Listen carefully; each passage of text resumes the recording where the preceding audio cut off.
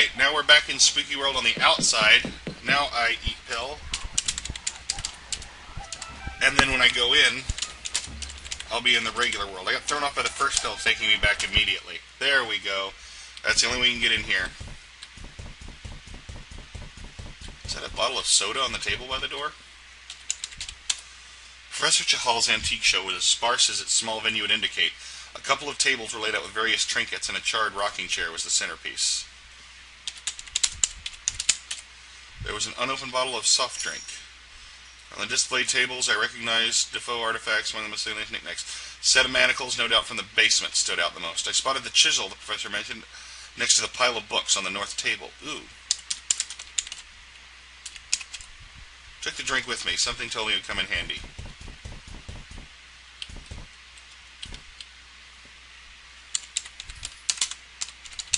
Let's touch it! And this time there won't be a video break between saying I'm going to and doing it.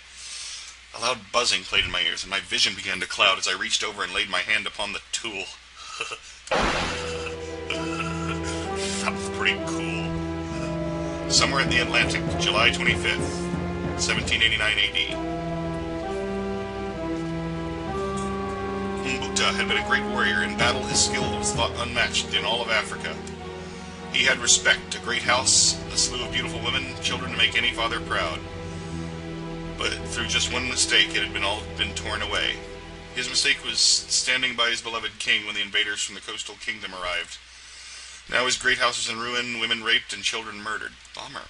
As for Muta, the worst fate of all, sold to the white men in exchange for weapons, shackled with his fellows in the hold of a slave ship.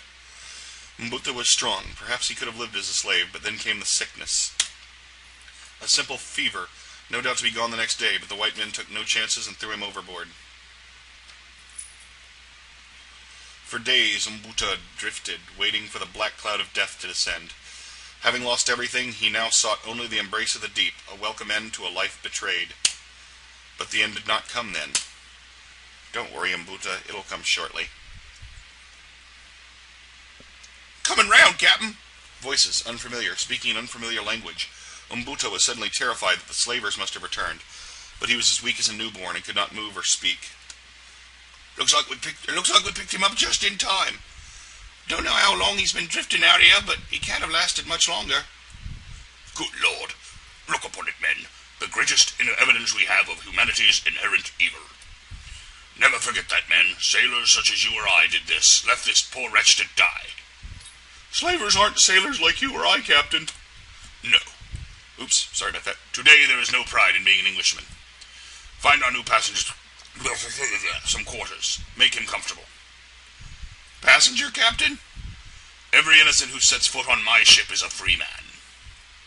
Is there something about this policy you find questionable? Not at all, Captain.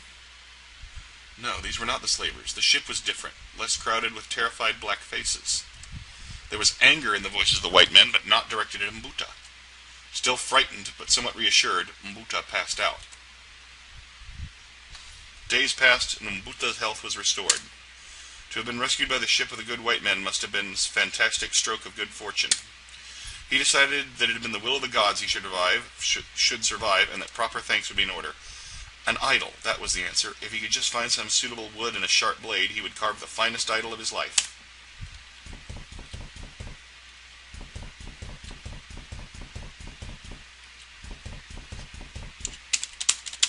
You can't really talk.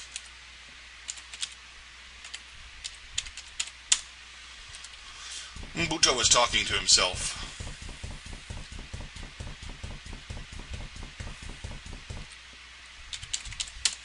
Sea Angel is a small clipper built for speed, fast delivery of cargo, blah blah blah blah blah.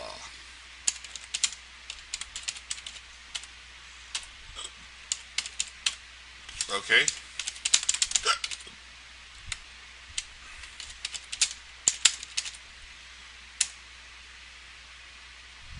Muta could not understand the white man's language. Any communication would be non-verbal. Okay. Point at the chisel. Right there, laddie. Oh, I see. You want to cut something to carve with. Here. The sailor handed Muta a sharp, almost brand-new workman's chisel. Just bring it back when you're finished with it. Yay! Now to find me something to carve.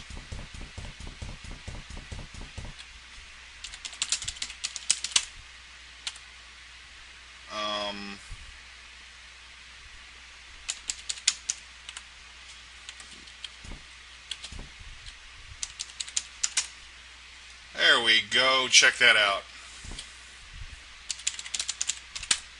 Large crate sitting in the shaft. Letters stenciled on it Muta did not recognize. Cheaply made with poor quality nails, and some of the boards looked ready to fall off. Use chisel. La la. With the chisel and the wood of the crate, Muta could finally create his offering. After several hours, Muta was very pleased with the result. A fine rendition of his kingdom's god of fertility and good fortune. All that remained now is to return the chisel. Should I get the idol? Oh well.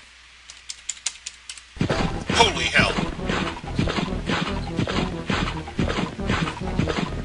What's that sound? Oh dear, it's the sound of someone being raped by steel. Run like hell, man. Oh! Right through the face. Wasn't even the sharp end. The vision faded, and I felt myself being hurled forcefully back into present day. That tall, thin creature, that black-clad ghoul, what was his significance to my predicament, and why did it appear again and again throughout history to spread death and horror? There was no connection to the idol's shape or Mbuta's tribal deities. The tall man was no fertility god. It must have been connected to the wood of the crate somehow. There had been a name on that crate. Muta hadn't been able to read it, but looking through his eyes, I had. O'Malley Shipping. Could the owner have been an ancestor of Seobin? It was a flimsy possibility, but at that point my only lead. I resolved to discuss this with Seobin at the earliest opportunity.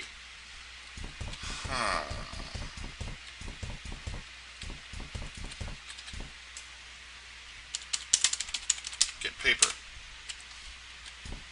Get paper.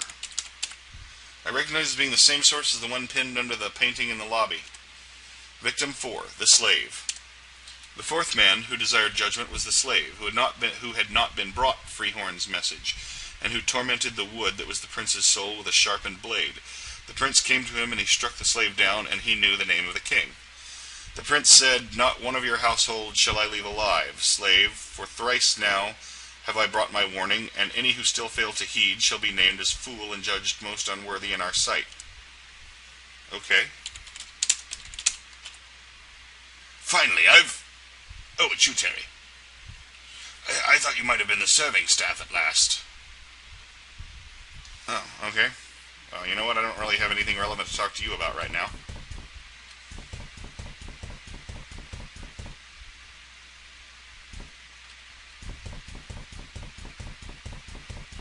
Have we looked outside recently? Oh well.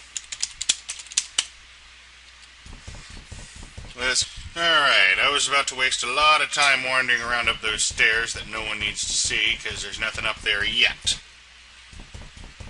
Bummer, huh? I know.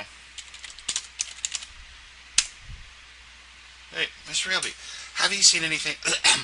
have you seen any of the hotel staff anywhere? I'm afraid not. Perhaps they go to bed early in these parts.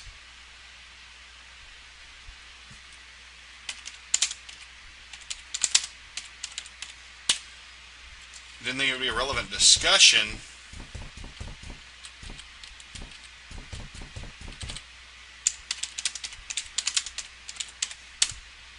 Yes, it would. I know it would. Excuse me a second.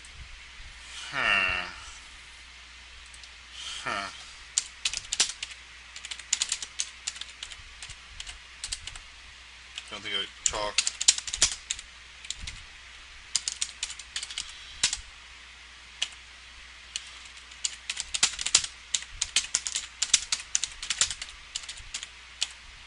Do you know anything about the history of your family? There you go. Talk to her about the ship. Wouldn't be much of a history student if I didn't know, would I? I'm researching my family tree as part of my diploma. That's ideal. Oops. Did your family run a shipping company in the 18th century? That is an odd question. But I do remember reading something about O'Malley shipping. I'd have to check my notes. I left them in my book bag. Could you meet me in my room in about 5 minutes? I'm in 2A, next to a bed. Certainly. I'll see you there, then. Next to a bed? That's odd. There's an actual bed in my room. Oh, well. You got a crappy hotel room, lady. Let's get out of here and head to 2A.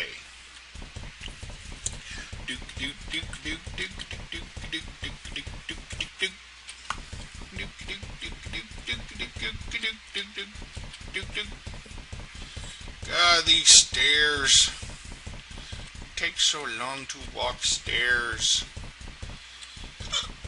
Why you no walk faster, stairs? Excuse me, hiccups again. Alright, we're here. Bring it burn, bring it burn. Doors open. Doors open. Alright, door. Come in, please, Terry. You have the papers? Must you always get right down to business? Come in, sit down, let's talk. How are you feeling? We were a little worried about you. I have these moments of illness. What do you want to talk about? Defoe Manor. Oh. It kind of interests me. I was really into the media coverage of the incident at the time. This client of yours, the one who wants the figure, what does he know about it? Well, he has interest in the occult, and there's some nonsense story going around about it. Something about the idol being the vessel for an evil ghost. I wasn't really paying attention. Really? I don't remember hearing about that in any of the reports. You wouldn't have. It wasn't widely... Have you heard the stories that Trilby was in the house? I could feel a cold sweat drooling down my spine. Every fiber of my being was concentrating on not giving any outward sign of alarm as Seobin spoke my secret name with wide-eyed enthusiasm. No one believes it, but Simone Taylor insisted it was true right up until, well, you know. She says he saved her from the house. I think that's a little far-fetched. That's exactly what Abed says. He says a ghost is one thing, but throwing Trilby into it just makes it seem silly. Truth be told, I don't think Abed believes in Trilby any more than he does ghosts. He's so grounded in reality. Sensible attitude. Have you always been an antiques dealer? Seobin, please. I came here to talk about... Let me put it another way. Have you ever been an antique dealer? I knew it. The outfit, the hat, Terence Trilby. You're him. You were in Defoe Manor. And now you've come here to finish off the ghost. Seobin, I always knew there was something else. In this world, that there was something better, more glamorous, just below the surface. Oh yeah, glamorous. Totally glamorous. Will you take me with you? Listen to me. There is nothing glamorous about what I do. I live in shadows that threaten to consume me every single day. And if you pursue this any further, you're going to walk into one, straight into one. What are you talking about? There's something extremely dangerous in the hotel. I don't know what it is, but... Oh God. No. Run! Ah, I tripped! Oh God! He wasn't close enough.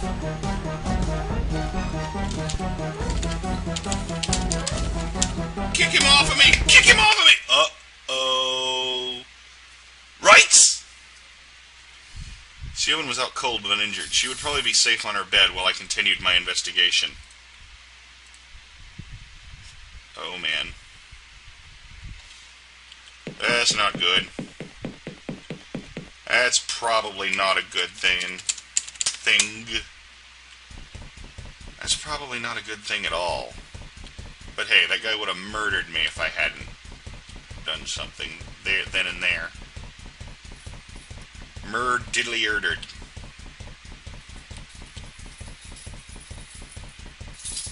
You know what? I haven't saved in a while, so I'm going to go ahead and save the game.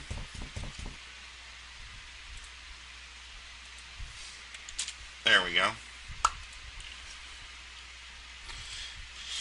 And I think I forgot something.